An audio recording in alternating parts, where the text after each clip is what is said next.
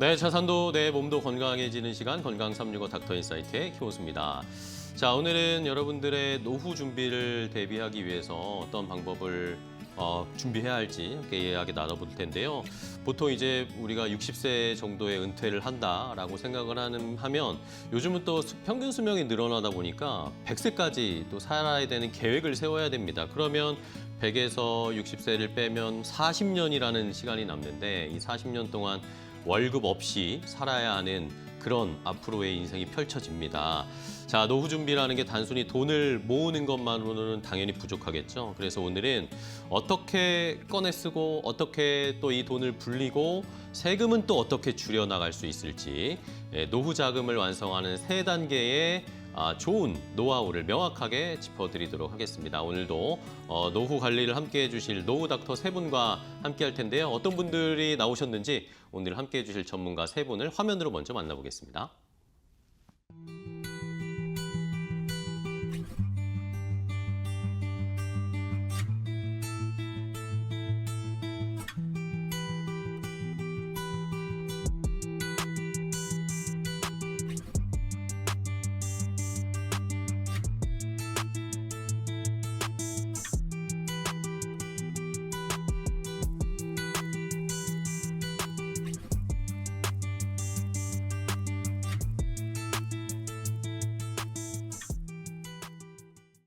자, 오늘 함께 해주실 세 분의 전문가 화면으로 보셨는데요. 직접 만나서도 인사 나눠보도록 하겠습니다. 먼저 인사 주실 분은 FR자산관리 길건우 대표 나오셨어요. 안녕하세요. 반갑습니다. 안녕하십니까. 네, 인사 좀 부탁드릴게요. 네, 오늘 40년 없이 아까 앵커님이 월급 없이 살아야 된다라고 이야기하셨는데 40년 동안 월급 같은 노후 자금 받을 수 있는 방법 오늘 알려드리겠습니다. 알겠습니다. 기대가 되고요.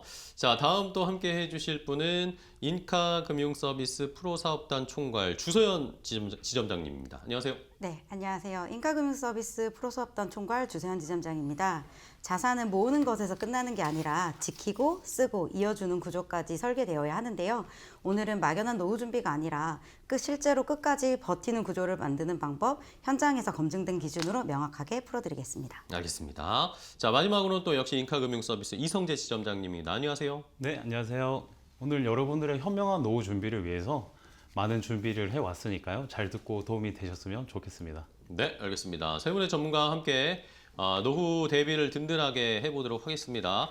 자, 그러면 주제를 하나씩 준비했는데요. 첫 번째 나눠볼 이야기 주제는 뭔지 화면으로 먼저 공개를 해드리겠습니다.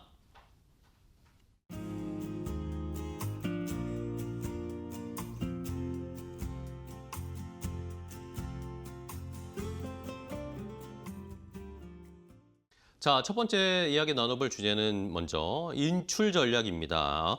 노후 파산을 막는 구조를 어떻게 하면은 잘 갖춰 놓을 수 있을까 궁금하실 텐데요. 일단은 길건우 대표님께 질문을 좀 드릴게요. 노후 준비라는 게 사실 쉽진 않습니다. 어려워하시는 분들이 너무 많고 옛날에야 우리가 자식들 잘 키우면 그게 또 나의 재산이고 나의 노후 관리다, 노후 대비다라고 했는데 요즘은 또 그렇지가 않잖아요. 그렇지 않죠? 부모님 잘 모실 거죠? 네. 대표님 안 그런다는 거 아시잖아요. 네.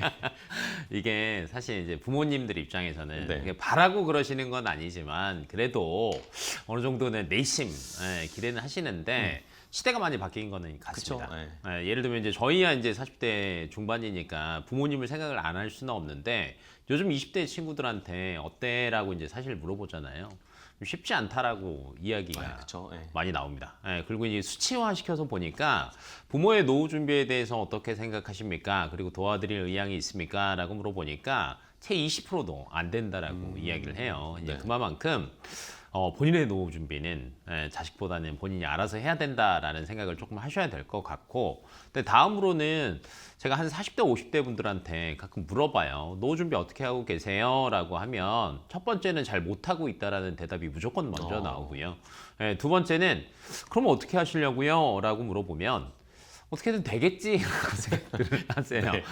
그래도 나라가 뭔가 좀 해주지 않을까라고 이제 생각들을 또 하시는데, 국민연금 이번에 또 개혁이 됐죠. 내는 거 더 내고 받는 거 조금 더 받습니다. 그런데 현재 이제 노후가 채 10년, 20년 남지 않으신 분들 같은 경우에는 그렇게 혜택은 못 봐요. 그래서 크게 보면 나라에서 하는 것도 한계가 있다. 그러면 이제 자식 못 믿고 나라 못 믿고 그럼 누굴 믿어야 돼요? 본인을 믿으시는 게 훨씬 중요하다라고 이제 생각을 해보시면 좋을 것 같고 뭐 무엇보다도 노후 준비 언제 해야 돼요라고 이제 좀 물어보시는 분들이 많은데 그분들한테는 꼭 하는 말이 딱 하나 있습니다. 지금 하시면 당장. 됩니다. 왜냐면 일정 시간이 지나게 되면요. 매달 예를 들면 30만 원, 50만 원 노후 준비에 쓴다라고 하면 그래도 그렇게 크지는 않거든요. 근데 이제 점점점 노후가 임박해진다라고 하면 점점 금액은 올라갑니다.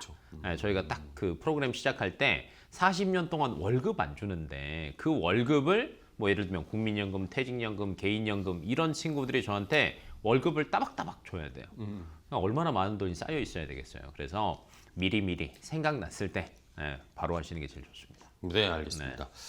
자, 아까 대표님이 말씀해 주신 게 대답이 제가 한 대답을 그대로 말씀하신 것 같아가지고 일단은 잘 모르겠어요.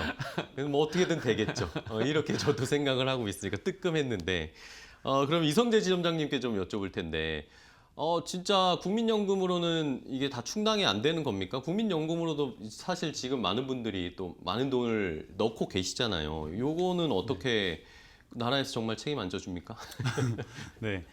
국민연금은 최선의 안전망이지 우리가 여유로운 생활을 보장하지 않기 때문에 그래서 사적연금을 따로 준비하는 게 맞거든요. 네네. 저희가 2026년 그 통계 자료에 따르면 국민 소득 대체율은 43%밖에 안 된다고 합니다. 즉 40년 동안 꼬박 국민연금을 납부하더라도 은퇴 전 소득의 절반도 못 미친다는 뜻인데요. 지금 퇴직 후 국민연금을 받기 시작하기까지 약 5년에서 10년 정도 소득의 공백, 즉 크레바스가 발생하게 되는데요. 이를 메울 수 있는 유일한 수단이 사적연금이 되겠습니다. 준비한 자료 보시는 화면과 같이요. 연금의 3층 탑 구조를 쌓는 게 중요한데요. 기업 보장이 퇴직연금, DC, DB, IRP를 준비해 주시는 게 좋고요. 그다음 개인 보장을 할 수 있는 연금저축, 신탁, 저축, 펀드 등이 되겠고요. 개인형 IRP를 추가 납입해서 3층 구조를 쌓으면 좋고 여기에 추가적으로 주택연금이나 농지연금 등을 통해서 비과세 혜택까지 보신다면 부족한 공백을 충분히 메우실 수 있지 않을까라고 생각하고 있습니다. 네. 자, 국민연금 뭐 기본으로 일단은 뭐 쌓아 두셔야 되고 그 위로도 2층, 3층 이 사적 연금 구조를 잘 쌓아 놓으면서 대비를 하셔야 된다라는 거 시청자분들도 아셔야 되겠고 아시는 분들도 뭐 많으시겠죠. 뭐 주세현 지점장님께 그러면 추가적으로 여쭤볼 텐데 그러면 요렇게 연금 구조를 쌓아 놓는 거는 알겠는데 그러면 실제로 내가 은퇴를 하고 나서 한 달에 예를 들면 한 달에 얼마를 받아서 이걸 생활비로 써야 될까? 그 기준을 어떻게 잡아야 될지도 사실 되게 애매해요. 물론 많이 최고로 받으면 좋겠죠. 근데 그게 뭐 호락호락하지 않으니까 요 기준을 어떻게 잡아야 될까요? 노후 생활비 기준을 잡을 때 가장 중요한 건 최소가 아니라 현실적인 생활 수준을 기준으로 잡는 겁니다. 실제 통계를 보면 부부 기준으로 적정 생활비는 약 270만 원 수준으로 조사는 되는데 사실 이거는 버티는 수준에 가까워요. 그래서 현장에서 보면 이 금액으로 의료비, 예기치 않은 지출, 그리고 여가비까지 감당하기라는 쉽지 않은데요. 그래서 현실적인 기준은 세 단계로 나눠서 보셔야 합니다. 첫 번째 최소 생활비인데요. 생활 중심 소비로 약 200만 원 초반이 되고요. 두 단계는 적정 생활비인데 통계 기준으로 약 270만 원 전후입니다. 세 번째는 현실적인 목표 생활비인데 통계 기준 270에서 350만 원 구간이에요. 이 구간이 가장 중요한 이유는 단순히 먹고 사는 수준이 아니라 병원비, 취미, 여행, 경조사까지 포함해서 사람답게 사는 노후가 가능한 금액이기 때문이에요. 근데 중요한 포인트는 물가예요. 현재 270만 원이 적정이라면 10년, 20년 뒤에는 350만 원 이상으로 올라갈 가능성이 높습니다. 그래서 노후 설계는 현재 기준이 아니라 미래 기준으로 잡아야 하고 정리하면 노후 생활비는 최소 금액이 아니라 내가 어떤 삶을 살고 싶은지 기준으로 잡아야 되고 현실적인 설계 기준인 서울 기준 350만 원 이 금액을 안정적으로 만들어주는 구조를 준비하는 것이 핵심입니다. 네. 자, 270에서 350 정도는 그래도 내가 기본 생활에 만약에 의료비나 뭐 예기치 않은 지출, 여가비 이런 것들을 포함하는 거겠죠. 물론 뭐 여유가 있으시면 그 이상으로 더 세팅을 하시면 되겠지만 사실 지점장님 말씀해 주신 것처럼 물가도 무시할 수가 없습니다. 길 대표님 이게 물가는 어쨌든 계속 올라갈 거니까 그 인플레에 대한 계산도 우리가 해놔야 되잖아요. 이게 어떻게 저희가 계산을 하고 영향을 한번 생각을 해봐야 될까요? 어렵죠. 네. 어려워요. 그래서 그냥 이렇게 어렵게 생각하지 말고요. 그냥 단순하게 네. 그 우리 호수 앵커가 저랑 친하니까 네. 은퇴를 했다고 쳐요. 네. 한 65세 은퇴했습니다. 제가 그냥 친하니까 한 달에 한 20만 원 정도 제가 노후 자금을 이렇게 준다고 생각해요. 네. 어때요? 좋죠. 좋죠. 꽁돈이니까. 근데 표정은 만족스럽지 않네. 만족지. 네. 물론 뭐 용돈 수준으로. 네, 네. 그러니까 이런 느낌입니다. 예를 들면 지금은 저희가 50만 원 정도 밖에 연금을 설정을 해놨어요. 근데 20년 뒤에 물가 수준까지 고려를 해보면 그 절반도 안 돼요. 그렇죠, 그렇죠. 네, 그러면 이제 앞에서 저희가 적정하게 뭐 취미생활까지 하는데 한 350만 원 정도 얘기를 했단 말이에요. 그러니까 지금 거 계산을 막 해봤어요. 350만 원인 거야. 난 충분하네? 라고 생각을 했는데 20년 뒤에 보니까 한 200만 원 가치도 않아요. 그렇죠. 네, 그렇겠죠. 네, 그러면 아까 이제 먹고 사는 거에만 집중하는 게 200만 원 정도라고 얘기했거든요. 그래서 물가 상승률을 고려를 하셔야 됩니다라고 얘기를 하는 거고요. 그다음에 연금의 종류는 굉장히 많아요. 네. 국민연금도 있고 퇴직연금도 있고 개인연금들도 있어요. 근데 여기에서 물가 상승에 대해서 보정을 해주는 연금은 딱 하나밖에 없습니다. 뭘까요? 뭘까요? 국민, 퇴직, 개인. 개인. 국민. 국민. 네, 국민연금만 물가 상승률을 보정을 해줘요. 그런가요? 네, 오. 그래서 사실 국민연금 안 좋다라고 생각하시는 분들은 많지만 그걸 보정해 주는 건 얘밖에 없다라고 얘기했잖아요. 그렇네요. 그래서 괜찮아요. 그리고 그럼 나머지 퇴직연금과 개인연금은 지금 계산을 해보니까 100만 원 받는데요 라고 하면 제 나이 기준으로 하면 20년 뒤가 되겠죠. 그러면 절반 받는다고 생각하시면 돼요. 50만 원 받는 거예요. 그럼 이제 이거를 더 늘려야 되는 거고요. 그쵸. 늘리는 방법은 굉장히 많죠. 첫 번째, 돈을 많이 넣거나 안 되면 열심히 운용을 해서 매년 수익률을 수익을 높이는 내거나. 겁니다. 네, 그래서 이제 자주 이야기하는 것 중에 하나가 물가 연동 가능한 자산으로 운용하세요라는 이야기들을 많이 하거든요. 네네. 이게 대표적인 게 ETF나 주식형 펀드 같은 경우를 얘기하는 거예요. 또는 배당 수익 괜찮은 것들만 담아놓은 ETF들도 있잖아요. 그쵸, 네. 그러면 기본적인 건 이거예요. 최소 물가 상승률이 3% 정도는 되니까 배당을 최소 3% 정도는 받아야 그 정도 유지되는 겁니다. 그러면 저희가 선택할 때는 못해도 연에 한 5에서 6% 정도 수익 날 수 있는 걸 세팅을 해놔야 나중에 물가 상승에 대한 고민을 안 하십니다. 20만 원 주니까 아까 준다고 해도 좋기는 하겠지만 표정은 받지 않았던 것처럼. 네, 근데 한 6% 정도 해서 그때 당시에 4, 50을 준다라고 하면 달라지겠죠. 네, 그래서 물가와 노후는 굉장히 밀접하다라고 생각해 보시면 될 것 같습니다. 네. 그럼 기본적으로 일단은 연금을 우리가 준비를 할 때 인플레 물가 상승하는 걸 그거를 충당하고 나서도 수익이 더 날 수 있는 걸로 세팅을 해야 된다라는 네. 거고요. 그러면 또 이 연금 준비할 때 하는 말들이 모으는 것도 중요한데 쓰는 기술이 중요하다. 이런 말도 있던데 이건 뭘 의미하는 건가요?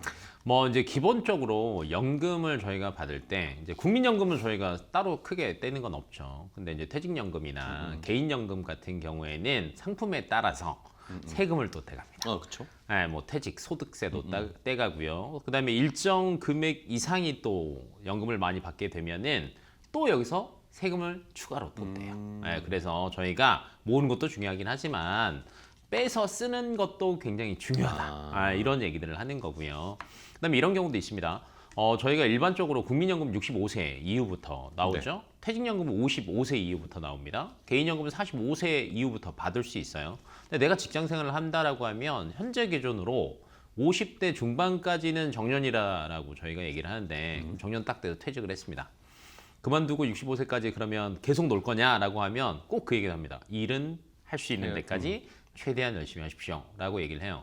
근데 여기서 하나 더 알려드리면 퇴직연금을 나 퇴직 안 했으니까 연금 전환 안 해야지 라고 생각들을 하시는데 하세요.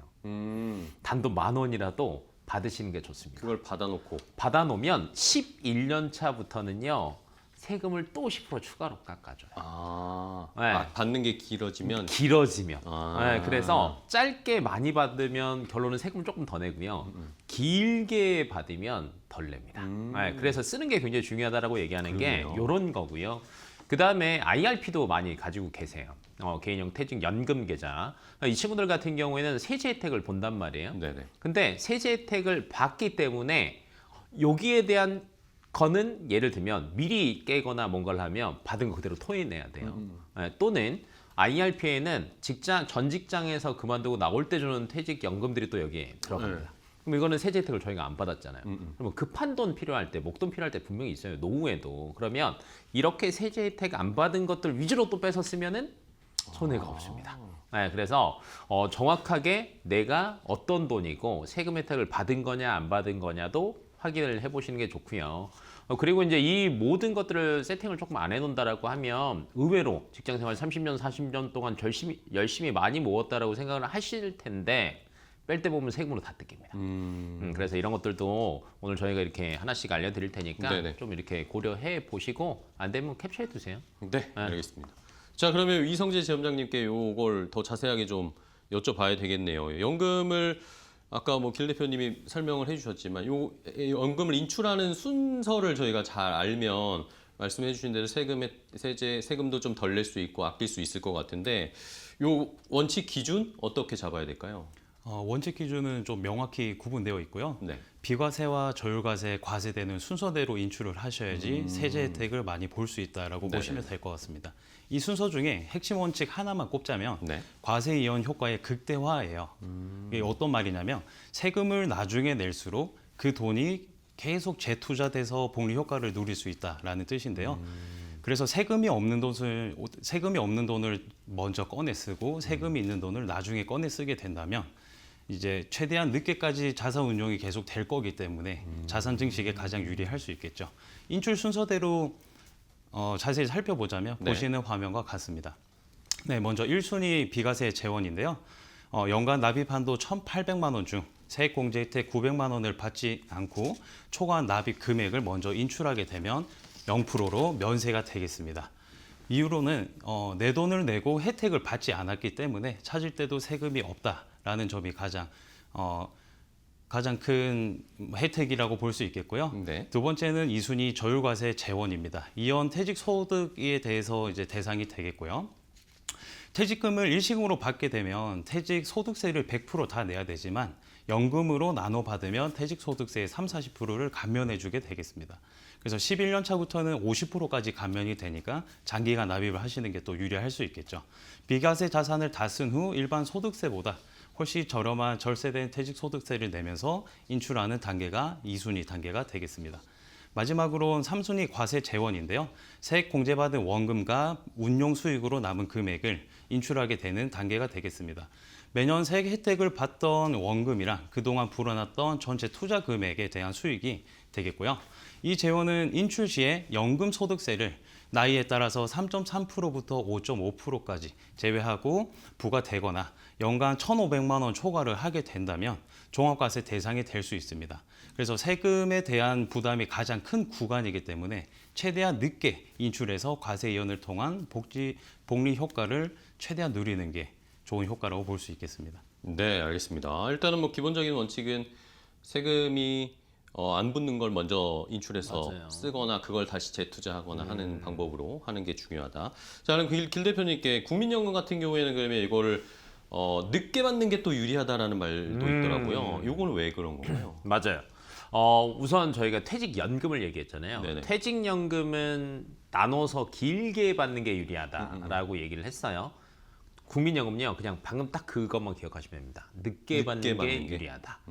연기연금이라고 저희가 얘기해요. 왜냐하면 가끔 저희 부모님은 이제 나이가 조금 있으시니까 야 국민연금 좀 빨리 받는 것도 있다던데라는 것도 알고 계신데 의외로 늦게 받는 건 잘 모르시는 경우가 네, 많아요. 몰랐어요. 네. 늦게 받으면요 1년당 이자를 더 줍니다. 몇 프로나 더 주는지 아십니까? 모르겠어요. 7.2% 꽤 더 많이 줍니다. 주네요. 네, 굉장히 커요. 네. 이거 예를 들면 5년 연기하잖아요. 내가 총 받아야 될 돈이 36%가 늘어나는 거예요. 그렇네요. 근데 이제 최근 들어서 주식시장이 조금 흔들흔들 하긴 하지만 매년 꾸준하게 7% 정도를 주는 상품이 있을까라고 물어본다라고 하면 거의 없습니다. 잘 없죠. 네, 그래서 최대한 늦게 받는 게 좋으세요라고 얘기를 하는 거고 요즘에는 이제 사실 65세부터 연금을 받는다라고 해도 그때 정말 은퇴를 하시는 분은 그렇게 많지는 않은 것 같아요. 네, 그러면 이제 뭐 조금 금액이 적어지더라도 다른 일들을 선택하시는 경우가 많은데 이런 경우에는요 굳이 국민연금을 바로 하실 필요는 없다라는 거예요. 내가 받는 것보다 지금 퇴직연금이랑 개인연금 통해서 생활을 하고 있는데 또 이제 뭐 소일거리 뭐 이렇게 받는 걸로 알바든지 해서 생활하고 있는데 문제 없다라고 하시면 국민연금 미루십시오. 네, 그러면 뭐 거의 최대 5년 연기하면 36% 정도 더 받는다라는 건 이제 알고 계시면 좋을 것 같고 네. 반면에 조기 수령 먼저 받는 경우도 있어요. 네네. 먼저 받으면요 아까는 지연하면 더 준다 그랬죠. 네. 땡기면요 줄이나요? 줄입니다. 아, 네, 1년에 6% 줄입니다. 어이고, 예. 네, 5년이면 30% 그러니까요. 줄입니다. 적지 않아요. 그러니까요. 그럼 이제 여기서 문제는 뭐냐? 나도 늘리고 싶지, 늦게 받고 싶지. 근데 국민연금, 아니 퇴직연금과 개인연금에서 받을 돈이 없다라고 없으면. 하면 못 늘리는 거예요. 그래서 저희가 직장 생활할 때는요, 퇴직연금 적극 운용하셔야 되고요. 퇴직연금이랑 개인연금이랑 국민연금 계산 다 해봤어요. 물가까지 고려해서. 근데 아까 270에서 350이 안 된다. 그러면 더 열심히 하셔야 돼요. 그래야지 이 조금 뭐라고 해야 되죠? 여유가 있으니까 연기도 할 수 있는 겁니다. 그래서 아까 노후 준비는 언제 해야 된다? 지금 당장. 지금 당장 해야 된다. 알겠습니다. 자, 이번엔 주소연 지점장님. 그러면 이번에는 주택연금도 궁금해하시는 분들이 많아요. 이거는 집을 어쨌든 가지고 계신 분들이 주택연금 활용하는 건 궁금해하시는데 이거는 어떤 경우에 반드시 좀 생각을 하고 고려해봐야 될까요? 현금 흐름이 좀 부족할 때입니다. 자산은 있는데 소득이 없는 때가 네, 되었을 그렇죠. 때 집을 맡기고 평생 월급처럼 연금을 받는 구조로 바꾸시는 건데요. 노후생활비가 부족한 경우 은퇴하면 소득은 끊기는데 병원비와 생활비는 계속 나가죠. 집은 있는데 쓸 돈이 부족한 분들께 현실적인 대안이 되어드릴 겁니다. 또 국민연금만으로 생활이 어려운 경우에 주택연금은 부족한 생활비를 채워주는 보완 역할을 해줄 겁니다. 그리고 집은 있지만 금융자산이 부족한 경우에 묶여있는 부동산을 현금으로 바꿔주는 방법으로도 좋은데요. 지금 살고 있는 집에서 계속 살고 싶은 경우에 이사 없이 평생 거주하면서 연금을 받을 수 있고 자녀에게 부담을 주고 싶지 않은 경우에 내 자산으로 노후를 해결하는 구조를 만들 수 있습니다. 정리하면 주택연금은 집이 있는 사람이 아니라 집만 있는 분들이 노후의 현금 흐름과 거주 안정을 동시에 해결하기 위해서 꼭 한번은 고려해 보시면 좋겠습니다. 네. 이성재 지점장님, 그러면 요즘에는 주택 뭐 집을 어쨌든 물려준다라는 예전에는 당연히 그렇게 생각했는데 이거는 좀 바뀐 것 같아요. 그렇죠? 네네. 예전에는 뭐 상황에 따라 좀 다를 수 있겠지만요. 이제는 상속보다는 생존의 무게를 좀 두는 게 좋지 않나라고 생각을 하고요. 현명한 은퇴 설계의 기점으로 우리가 생각을 해보면 평생 일궈온 우리의 자산을 은퇴 후에 어떻게 인출해서 건강하고 풍요롭게 살 수 있을지를 생각해봐야 된다고 생각하는데요. 즉 부동산은 묶여있는 자산입니다. 그래서 묶여있는 자산을 노후 생활을 위한 현금 흐름으로 전환하는 지혜가 좀 필요하다고 생각하고요. 그 현실적인 대안을 봤을 때 이제 주택연금이 될 수 있겠죠. 주택연금은 내 집에 계속 살면서 국가에서 보장하는 이제 연금을 받는 제도고요. 집을 자녀한테 남겨주는 것도 좋지만 부모가 경제적으로 독립해서 자녀에게 짐이 되지 않고 행복한 노후를 보내는 것이 진정한 의미의 유산이 아닌가라고 또 생각을 할 수 있는데요. 주택연금 가입 및 수령하기 위한 조건들은 지금 보시는 화면과 같습니다. 가입 연령은 만 55세 이상, 그 부부 중 1인 기준이 되겠고요. 주택 요건으로는 거주를 하고 있어야 되면서 공시지가가 12억 이하여야 되고요. 예를 들어 1주택자 기준으로 표기가 돼 있지만 나는 다주택자다라고 했을 때는 공시지가를 합산해서 12억 이하면 되겠습니다. 대신 3년 이내 처분 조건이 있어야 되고요. 여기서 가장 중요한 장점은요. 연금이 전혀 감액이 없다는 건데요. 부부 둘 중에 한 분이 사망하시게 되면 다른 연금들은 본인의 연금과 유족연금 등등을 합산해서 이제 지급을 받게 되지만 주택연금은 둘 중에 한 명이 사망을 하더라도 100% 지급이 되는 그런 형태가 되겠습니다. 두 분 다 만약에 돌아가시게 돼서 사망이 되시면 상황에 따라서 상속이 되거나 또는 대출 잔액을 갚아야 되는 이런 문제점을 좀 걱정하실 수 있는데요. 주택 가격보다 대출 잔액이 많다고 하더라도 자녀는 상환을 하지 않아도 되는 그런 제도로 구성이 되어 있습니다. 네. 자, 이렇게 세 분과 일단 인출 전략을 알아봤습니다. 어떻게 잘 꺼내 쓸 수 있을지 인출 전략 첫 번째 알아봤고요. 자, 다음 주제로 또 빨리 넘어가 보도록 할까요? 두 번째 이야기는 뭔지 바로 공개하겠습니다.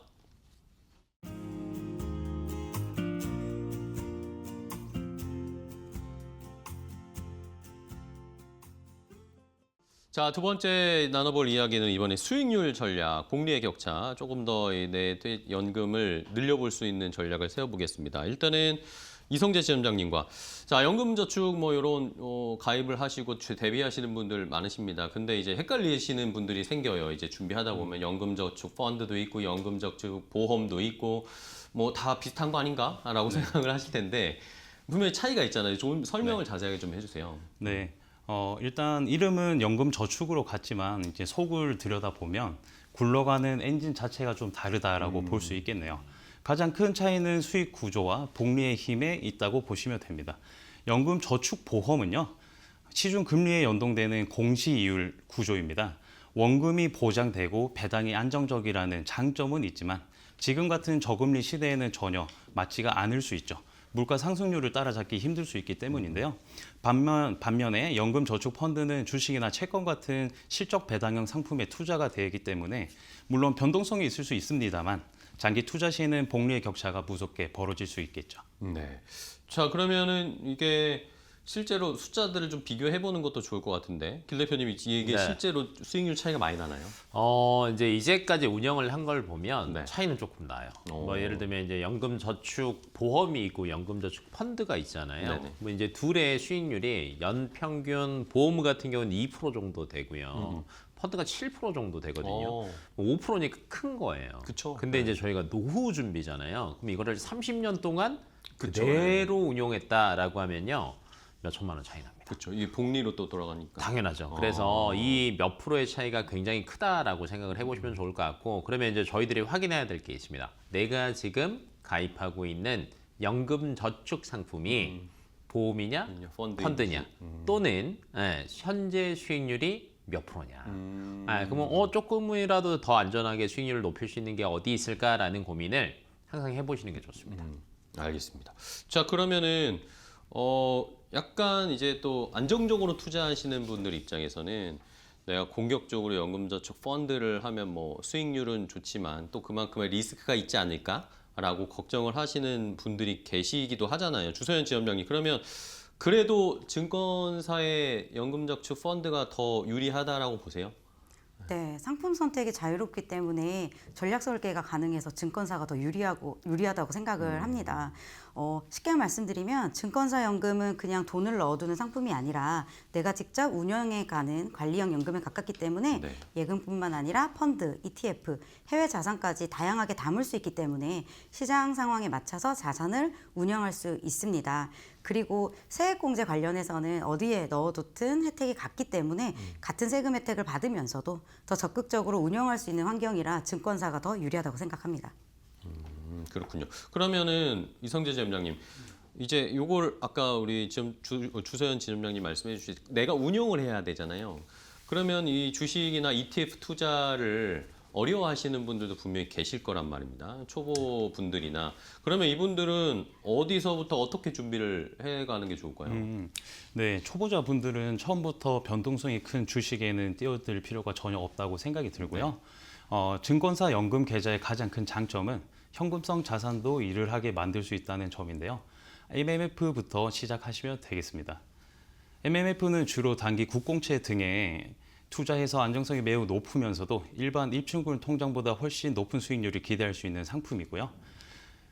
일단 연금 계좌로 자금을 옮겨놓고 MMF에 넣어두기만 해도 세액공제 혜택도 볼 수 있고 안전하게 수익을 쌓을 수가 있습니다. 그렇게 시장 상황을 지켜보시다가 조금 더 익숙해지시면 그 다음 단계로 지수형 ETF를 투자하시거나 TDF, 타겟 데이트 펀드 같은 분사 투자 상품으로 비중을 조금씩 옮겨가는 게 현명할 수 있겠습니다. 그래서 결국 우리의 핵심은 완벽한 타이밍을 기다리는 게 아니라 일단 연금 계좌라는 주머니를 만들고 현금 관리부터 시작하면 좋을 것 같네요. 알겠습니다. 자, 그러면 이번에 주소연 지점장님께 좀 여쭤볼 텐데 아까 우리 이성재 지점장님이 TDF 얘기를 해주셨단 말이에요. 타겟 데이터 펀드.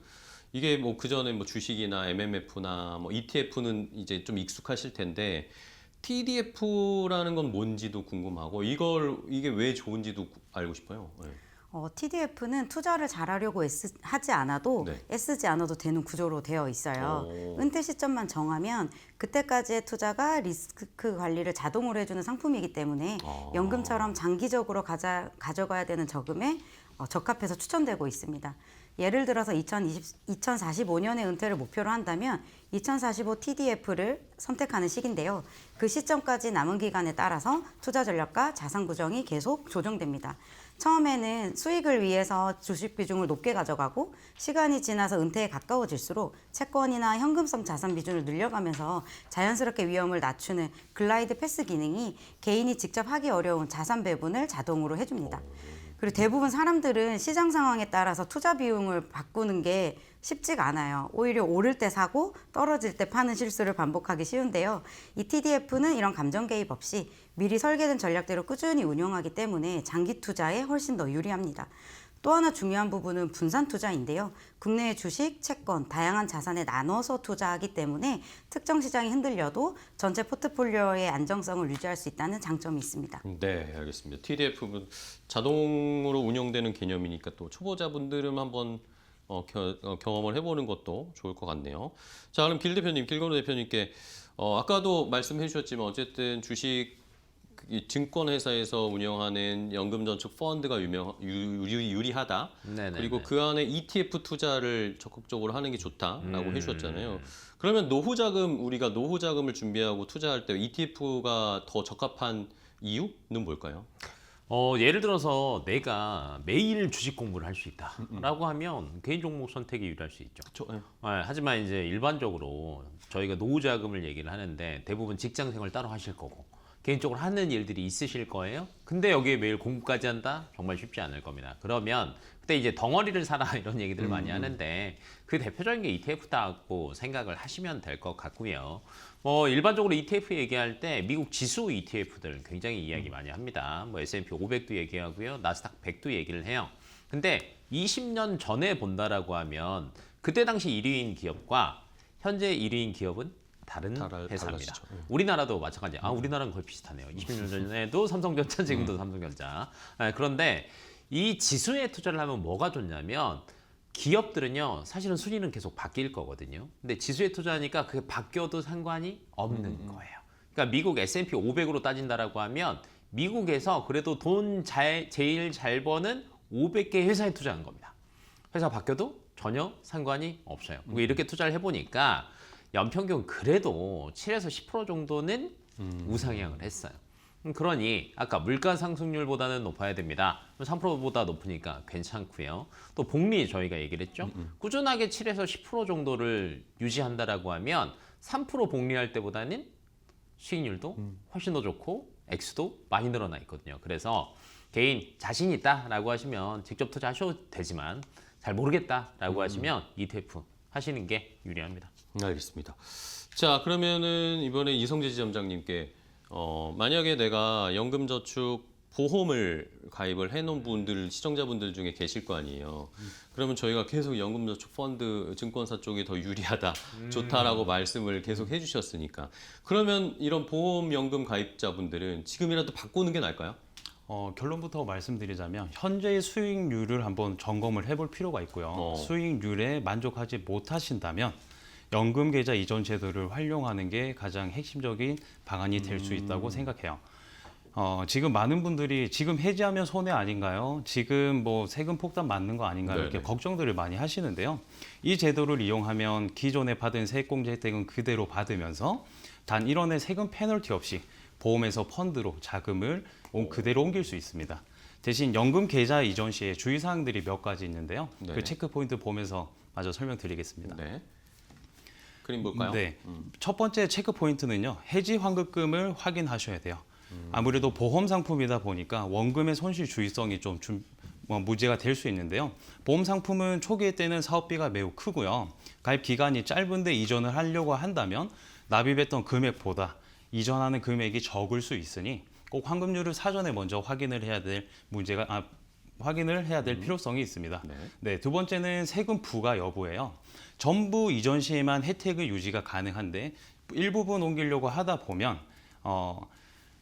이제 세액 공제 받았던 원금과 수익에 대한 이제 16.5%의 기타 소득세가 부과될 수 있겠습니다. 네, 나머지 세 번째로는요, 운용 전략을 재설정하는 것입니다. 보험은 회사가 알아서 굴려줬지만 펀드로 옮기면 본인이 직접 투자 상품을 골라야 됩니다. 그래서 이전만 해두고 현금 상태로 계속 방치하게 된다면 수익률이 더 낮아질 수 있으니 전문가의 도움을 받아 포트폴리오를 짜는 게 중요하다고 볼 수 있겠네요. 네. 자, 그럼 주서연 지점장님, 요거는 옮기는 방법은 그럼 어떻게 해야 돼요? 이게 되게 복잡할 것 같아요. 연금 이전 절차가 되게 복잡하다고 생각하시는 네. 분들이 많은데요. 실제로는 굉장히 간단합니다. 아, 그래요? 예전처럼 서류를 막 여러 개 준비하거나 직접 자금을 옮기는 구조가 아니라 네. 모바일로 충분히 진행이 가능하거든요. 앱에서 터치만 몇 번 하면 신청이 끝나기 때문에 실제로 상담을 해보면 계좌 개설부터 신청까지 5분 이내로 끝나는 경우가 많습니다. 먼저 옮기고 싶은 금융사 앱을 설치를 하시고 연금 계좌를 개설하신 뒤에 기존 계좌를 선택해서 계좌 이전 신청만 하시면 됩니다. 그럼 기존 금융사에서 자산을 정리하고 새로운 계좌로 그대로 옮겨주는데요. 일부 오래된 상품이나 특정 상품은 본인 확인을 위해서 간단한 추가 절차가 있을 수는 있지만 그것도 그렇게 특별하게 복잡한 수준은 아니에요. 그리고 많은 분들이 중간에 돈을 빼는 걸로 오해하시고 세금 문제를 걱정하시는 네네. 분들이 많은데요. 연금 이전은 인출이 아니라 계좌 간 이동이기 때문에 과세 없이 대부분 그대로 유지가 됩니다. 기존에 쌓아온 세제 혜택도 그대로 유지되고 그리고 대부분 한 번의 신청으로 끝나는 구조이기 때문에 연금 이전은 어렵고 복잡한 절차가 아니라 금융사가 대신 처리해주는 간단한 신청 과정이라고 생각하시면 됩니다. 알겠습니다. 되게 복잡한 줄 알았는데 쉽게 옮길 수 있다니까 지금 보시는 분들 중에 나도 이제 조금 더 수익을 공격적으로 가야겠다라고 생각하시면 한번 고려를 해보시고요. 자, 그럼 김 대표님께 요 연금 수익률 전략 관련해 가지고 마지막에 간단하게 한번 요약을 해서 정리해 볼까요? 우선은 현재 수익률 차이가 향후에는 몇 천만 원이 될 수도 있다라는 걸 명심하시는 게 좋습니다. 그래서 현재 뭐 어디 보험사에 있다, 어디 증권사에 있다 이거보다는요. 네. 현재 내가 갖고 있는 연금 저축 상품이 얼마나 수익률이 굴러가느냐를 먼저 체크해 보시고요. 그렇죠. 너무 낮다라고 하면 변경하시는 게 좋을 수도 있습니다. 이유인즉슨 10년, 20년 뒤에는 그게 복리로 꾸준하게 쌓이다 보면 정말 금액 차이가 많이 날 수 있거든요. 그래서 빨리 옮기시는 게 좋고요.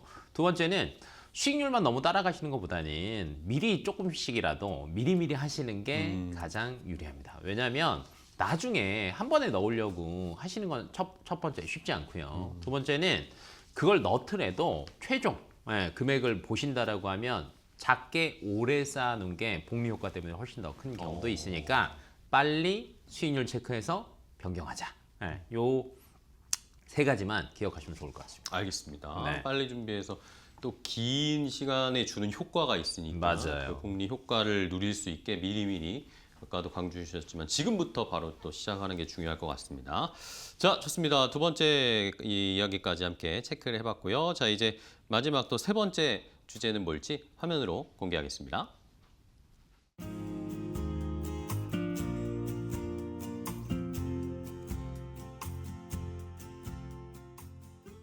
자, 마지막 세 번째 이야기는 절세 전략입니다. 잘 벌고 불리는 것도 중요하지만 세금으로 떨어져 나가는 걸 또 막아야 되잖아요. 자, 길 대표님께 절세가 뭐 다른 투자에서도 중요하지만 이 네. 노후 준비에서는 특히 더 중요한 것 같아요. 네. 중요하죠. 예를 들면 10% 떼간다고 치면 1,000만 원의 10%는 100만 원밖에 안 합니다. 근데 1억의 10%는 1,000만 원입니다. 10배 차이 나요. 그쵸. 같은 10%인데 근데 노후 준비는 오랜 기간 동안 하는 거니까 금액이 적지 않아요. 그렇죠. 네, 그러니까 최소 뭐 퇴직연금 같은 경우에도 몇 천만 원 되고요. 개인연금도 그렇게 될 텐데 합산하면 억이 넘어가요. 근데 여기서 세금으로 20, 30% 날린다라고 생각해 보시면 정말 배가 아프실 겁니다. 네, 그래서 저희가 첫 번째 섹터에서도 이야기했을 때처럼 비과세 연금 재원 있으면 활용해라라고 얘기하는 게 이 친구들은 세금을 안 떼가거든요. 최대한 적극 활용하시는 게 좋고요. 두 번째로는 세액공제나 세제 혜택을 주는 상품들이 있어요. 그러면 이 돈은요, 내가 내는 거에서 일부를 돌려주는데 이걸 다시 재투자한다라고 생각을 해보세요. 20년, 30년 동안을. 그러면 여기에서 또 액수가 늘어납니다. 그리고 이제 이연 전략들도 몇 개를 알려줬어요. 퇴직연금 같은 경우에는 지금 당장 퇴직금으로 한 번에 받는 것보다 나눠서 받으면 퇴직 소득세 30, 40% 적게 뗍니다. 그리고 11년 지나면 또 적게 뗍니다. 이런 것들도 활용하시면 사실은 굉장히 좋은 거죠. 그래서 세금에 대한 거는 제가 항상 자주 얘기하는데 공부하면 후회는 안 합니다. 그렇죠. 네. 좋습니다. 자, 이렇게 연금에 대비를 할 때 절세 세금을 아끼는 방법도 중요하고, 자, 이번에 주서연 지점장님께는 연금 연말정산 관련해서 요거 실제 환급액이 어느 정도가 되는지 또 한번 체크를 해볼까요? 네, 연말정산 환급액은 생각보다 단순합니다. 핵심은 얼마나 넣었느냐와 소득 구간 두 가지로 나뉘는데요. 현재 기준으로 연금저축과 IRP를 합산해서 연간 최대 900만 원까지 세액 공제가 되는데 여기에 공제율 13.2% 또는 16.5%가 적용이 됩니다. 총 급여 5,500만 원 이하인 분들은 16.5%가 적용이 돼서 최대 약 148만 원까지 환급을 받으실 수 있고요. 5,500만 원을 초과하시는 분들은 공제율 13.2%가 적용이 돼서 118만 원 정도 환급이 됩니다. 그래서 가장 많이 받는 구조를 보면 연금저축 600만 원과 IRP 300만 원, 총 900만 원을 채웠을 때입니다.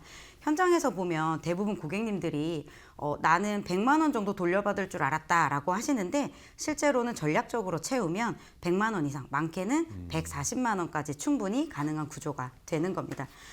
단순히 저축이 아니라 국가가 세금으로 돌려주는 구조이기 때문에 체감 수익률이 굉장히 높은 상품입니다.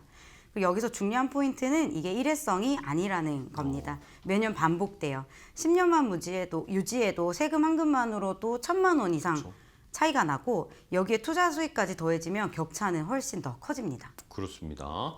자, 이렇게 연금저축 600, IRP 300, 요거 많이들 아실 텐데 이게 또 뭐 설명을 해주셨지만 특히 더 중요한 이유가 뭘까요, 이성재 지점장님? 네, 뭐 이 비율이 다들 아시겠지만 뭐 법으로 정해져 있는 건 아니에요. 하지만 운용의 유연성과 자산의 안정성을 동시에 잡는 가장 효율적인 환급 비율이기 때문입니다. 연간 900만 원 세액 한도를 채울 때 연금저축 600만 원을 우선순위로 두는 이유는요, 유연성 때문인데요. 연금저축은 IRP와 달리 급전이 필요할 때 압류라든지 그런 특수한 상황이 아니더라도 일부 인출이 가능하고요. 담보대출도 용이해서 중도 해지 리스크를 막아주게 되겠습니다. 반면 나머지 300만 원을 IRP로 채우는 이유는요, 일종의 강제성 때문입니다. IRP는 법적으로도 중도 인출이 매우 까다롭게 되어 있고요. 하지만 이 까다로움이 오히려 노후 자금을 끝까지 지켜주는 안정장치 역할을 하게 되겠습니다. 또한 연금 저축만으로는 세액 공제 한도가 600만 원에서 끝나지만 IRP를 섞어서 900만 원까지 한도를 채운다면 최대 148만 5천 원의 환급을 받을 수가 있기 때문에 그런 거고요. 결국 이 공식은 쓸 수 있는 돈은 유연하게, 지켜야 할 돈은 확실하게 관리하는 영리한 전략이 되겠습니다. 네, 알겠습니다. 자, 이렇게 잘 유연하게 활용을 하면서도 세금 혜택도 받고 수익도 늘릴 수 있는 조건이라는 거 600, 300 요 법칙을 좀 기억을 해두시고 이번에는 길 대표님께 네. 또 많은 분들이 궁금해하시는 게 ISA예요.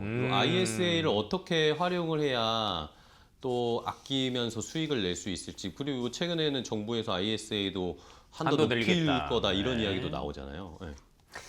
뭐 우선은 안 하는 것보다는 하는 게 무조건 좋다라고 네네네. 얘기를 해요. 왜냐하면 IRP는 이제 낸 거에서 돌려주는 거잖아요. 근데 ISA는 불리는 계좌예요. 그렇죠. 네. 그러면 불린 거에서도 혜택을 준다라고 얘기하는데 어떤 거냐? 예를 들면 이제 수익이 났습니다. 네. 근데 이 수익 난 거를 일부는 아예 안 받고요. 세금을 안 떼고요. 초과되더라도 저율과세 적게 뗀답니다.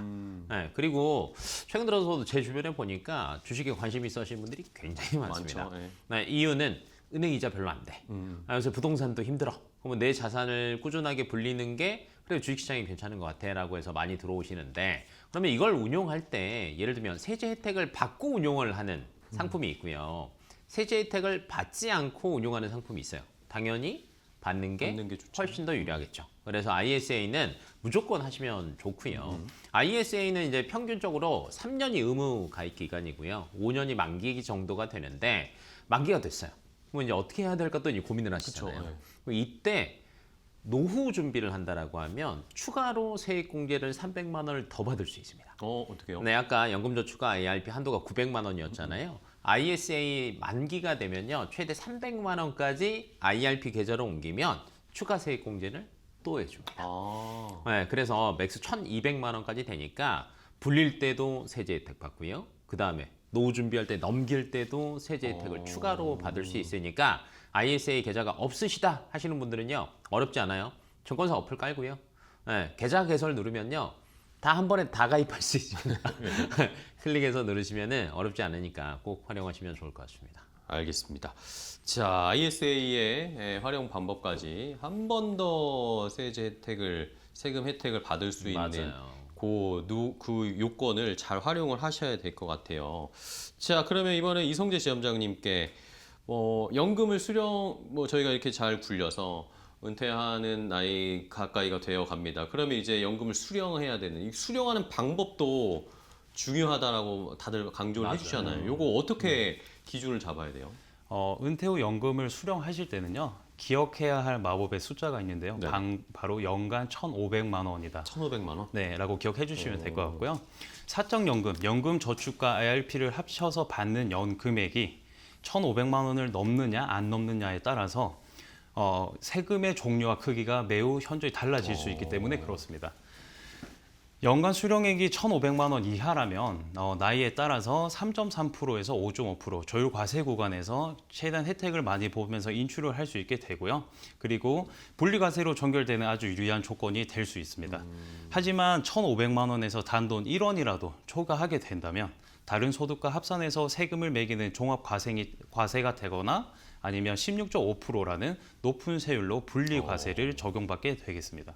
세금 부담이 순식간에 3배 이상 커질 수 있는 거기 때문에 그래서 우리는 연금을 많이 수령하는 것보다 1,500만 원을 넘냐 넘지 않느냐라고 하는 게 가장 중요한 핵심 전략이 될 수 있겠네요. 알겠습니다. 1,500만 연간으로 내가 받는 게 1,500만 원. 1원도 넘어가면 안 된다. 1,500만 원을 기준을 잘 생각을 해봐야겠고요. 자, 그럼 주서연 지점장님께 연금을 그러면은 짧게 많은 액수를 빡빡빡 받는 게 좋을지 아니면 잘게 나눠가지고 길게 받는 건지 받는 게 좋은지 어떻게 유리해요? 연금을 많이 받을수록 좋은 거 아니냐고 많이 물어보세요. 연금은 많이보다 어떻게 나눠 받느냐가 가장 중요합니다. 연금은 구조 자체가 오래 나눠 받을수록 유리하게 설계가 되어 있는데요. 이유는 딱 하나, 세금입니다. 연금으로 수령하면 세율이 3.3%에서 5.5% 수준인데 일시금이나 짧게 받으면 최대 16.5%까지 올라갑니다. 같은 돈인데 받는 방식만 바꿔도 세금이 3배 이상 차이가 날 수 있다는 얘기입니다. 또 중요한 건 연간 수령액인데요. 연금을 짧게 받으면 한 해에 받는 금액이 커지면서 종합과세 구간에 들어가게 됩니다. 그리고 반대로 길게 나누면 매년 받는 금액이 줄어들면서 저율과세를 유지할 수 있는데요. 최근 기준으로는 이 효과가 좀 더 강해졌어요. 연금을 오래 받을수록 세금 감면폭이 커지고 그리고 일정 금액 이하로 나누면 3에서 5% 저율과세를 계속 유지할 수 있기 때문이에요. 결론은 연금을 많이 받는 구조가 아니라 오래 나눠서 세금을 줄이면서 받는 구조가 핵심이라는 겁니다. 그래서 실무에서는 최소 10년 이상, 최대 가능하면 20년 이상 길게 설계하는 걸 권합니다. 결국 같은 돈으로 더 많은 돈을 가져가는 방법이기 때문에 그렇습니다. 알겠습니다. 자, 그러면 마지막으로 길 대표님께 네. 연금 관련해서 절세 전략을 한번 총 정리를 해주시면 좋을 것 같아요. 어떻게 길게 납입을 한 다음에 잘게 쪼개서 길게 받고 이렇게 다 해서 끝난 것 같은데요? 그런가요? 제가 네. 한 게 맞나요? 네. 정리해 그냥 주세요. 네. 기본적으로는 이거예요. 세금만 내서 그냥 돌려주면 아깝잖아요. 그쵸. 근데 네. 세액공제라는 거는 세금을 돌려준다라는 거예요. 그럼 이 돌려준 걸 재투자한다는 겁니다. 그러면 세금 이꼬르 수익이 되는 거죠. 그래서 절세 상품 활용하시는 게 좋고요. 대표적인 게 아까 연금저축펀드, 연금저축보험, IRP 이야기했고요. 그다음에 불릴 때도 ISA라는 친구를 활용하면 세제 혜택 추가로 더 볼 수 있다라고 말씀드렸는데 현재 구간은 200만 원까지는 세금이 없어요. 근데 아마 정부에서 확대를 더하면 확대할 것 같아요. 400만 원까지는 되고요. 그다음에 추가적으로 여기서 300만 원을 또 IRP 계좌로 옮긴다? 그럼 세액공제를 또 해줍니다. 네, 그래서 모두 기억해 두시면 좋을 것 같고 그리고 무엇보다도 복리 효과가 정말 중요한 게 앞에서도 주서연 지점장님이 이야기를 했지만 일회성으로 세액공제는 끝나는 게 아니라 매년 합니다. 매년. 10년 하고 20년 하면요. 그게 꾸준하게 또 복리 효과로 돌아오니까 세금 이꼬르 수익 내가 관심을 가지면 내가 하는 것보다 더 빨리 불어난다. 요것만 기억하시면 될 것 같습니다. 네, 알겠습니다. 네. 자, 오늘 세 분의 노후 닥터와 함께 어떻게 꺼내서 연금을 써야 되는지, 어떻게 또 불릴 수 있는지, 세금은 어떻게 줄일 수 있는지 하나씩 더 자세하게 알아봤습니다. 오늘 또 세 분 좋은 정보 자세하게 또 이해하기 쉽게 설명해 주셔서 너무 감사하고요. 다음에 또 뵙도록 하겠습니다. 세 분 오늘 고생 많으셨어요. 고맙습니다. 네, 감사합니다. 자, 건강365 닥터인사이트 저희가 준비한 정보는 여기까지 전해드리도록 하겠습니다. 저희는 다음 주에 더 좋은 정보 가지고 찾아뵐게요. 시청해주신 여러분 고맙습니다.